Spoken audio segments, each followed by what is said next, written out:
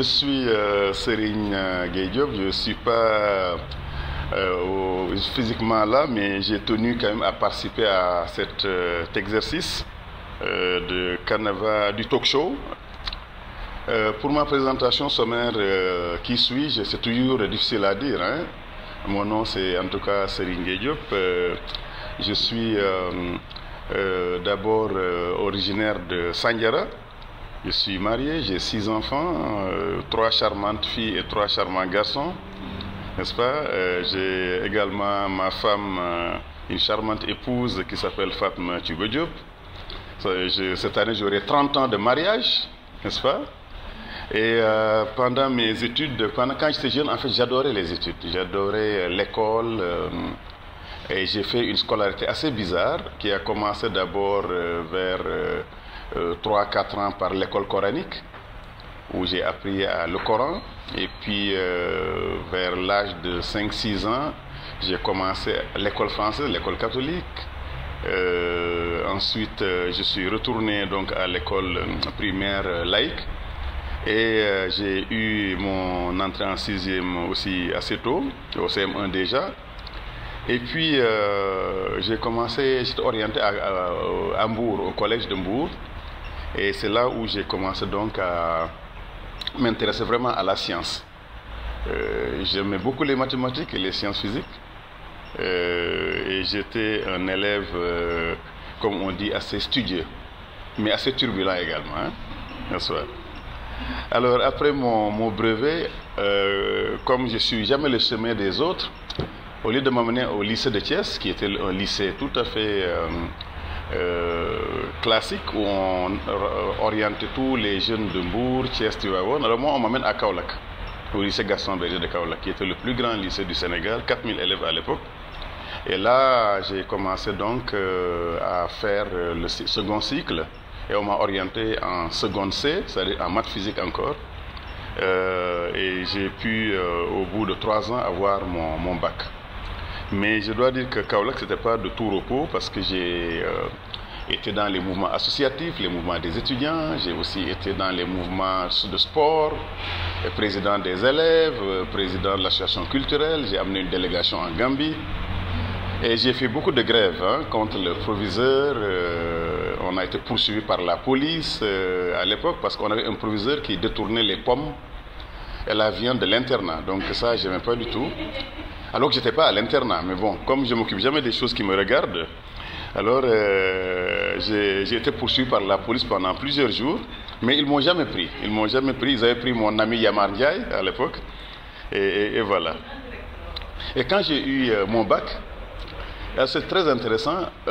On m'avait orienté en MP, ici à l'université de Dakar, en maths physique. Mais je ne voulais pas faire des études classiques universitaires. Je préfère aller plutôt faire le concours des grandes écoles, l'école nationale supérieure des cadres de Bambey, où j'ai fait l'agriculture et j'ai eu mon premier diplôme d'ingénieur. Et là, j'ai commencé à travailler à Diourbel, où j'ai rencontré ma femme. On s'est mariés quelques années plus tard.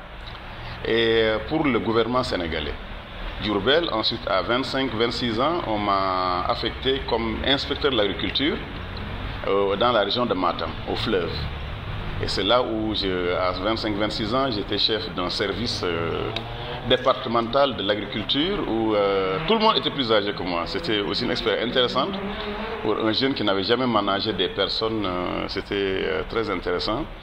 Et c'est là où j'ai vraiment essayé de mettre en place des techniques agricoles. C'est là où on a introduit les herbicides sur le riz, la production de maïs, de niébé dans toute cette vallée. Et au bout de 2 ans, j'ai pensé que je devais continuer mes études. Parce que l'ingénieur de Bambey, c'était un bac+3 niveau licence. Et moi, je pensais que je pouvais encore aller beaucoup plus loin.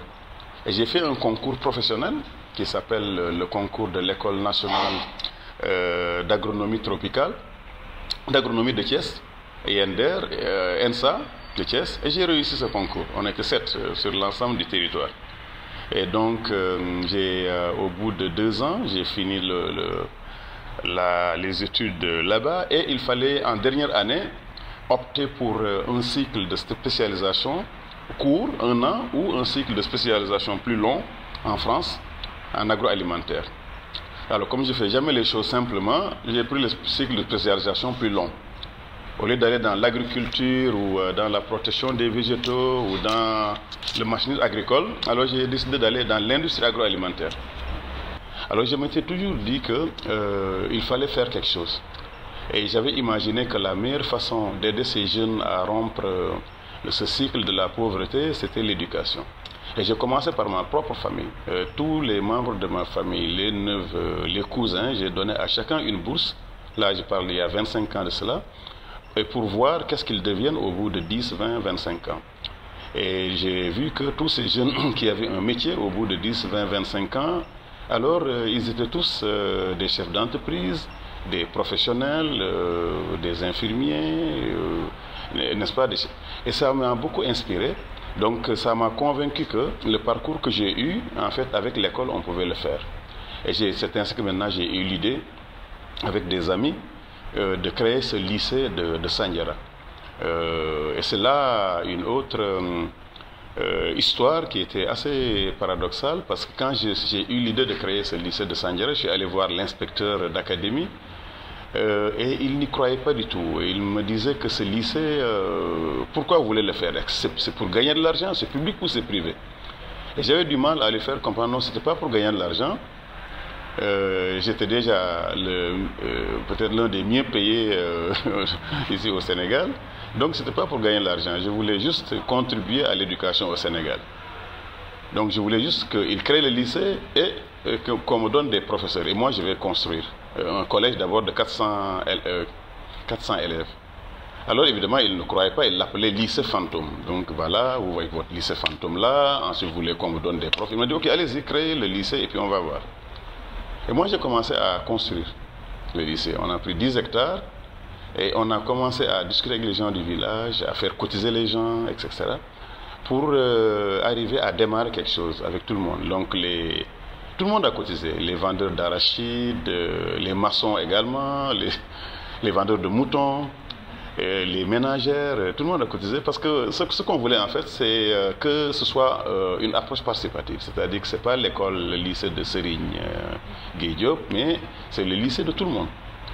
Et là, il y a un tel enthousiasme à la création de ce lycée que à partir de 2003, on n'avait que 37 élèves à l'époque avec 2 salles de classe. On avait commencé avec quelques professeurs. Mais chaque année, de 2003 jusqu'en 2012, on a construit pratiquement 40 salles de classe. Le lycée est parti de 37 élèves à 2500 élèves. Aujourd'hui, il est à 2700 élèves. Et donc, c'est un lycée gratuit, on ne paye rien du tout. Le taux de filles, c'est 51% de filles. On a une centaine d'ordinateurs, on a un bloc scientifique. Et en 2012, le président Macky Sall, avec qui j'étais au lycée Gaston Berger comme élève, alors m'a fait l'amitié de venir inaugurer ce lycée et j'en ai profité pour remettre les clés de ce lycée comme étant la participation de Sandiara, parce que c'est le lycée de tout le monde, au progrès de l'éducation au Sénégal. Et c'est ça qui a fait que le séjour, le président était tellement ému, content, qu'il a voulu aussi apporter sa pierre à la formation des jeunes et nous a offert ce lycée professionnel de Sandiara qui va être en fait construit sur 30 hectares et qui en réalité est constitué de 4 unités, de 4 lycées, dont un lycée agricole, un lycée industriel, un lycée du bâtiment et puis un lycée hôtelier. J'étais le premier universitaire de ma famille au sens large. Je n'ai pas beaucoup de frères et sœurs, j'en avais une seule. Et par contre, j'ai une grande famille au sens large du terme. Je pense chez moi doit y avoir une vingtaine de personnes. Des étudiants, des élèves qui sont là pendant 9 mois pour étudier. Et puis j'essaie aussi de partager ce que j'ai.